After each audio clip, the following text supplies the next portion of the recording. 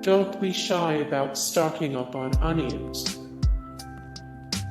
Next time you see onions on sale at the store, go nuts.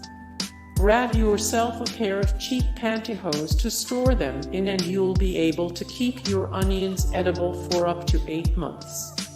Just make sure to tie a knot between each one and then hang it in your pantry.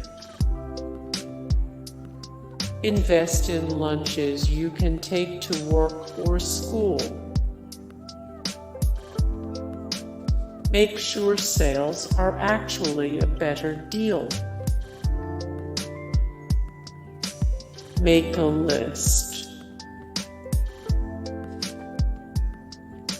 Know your food's limits. Eat before you go. Put your smartphone camera to good use.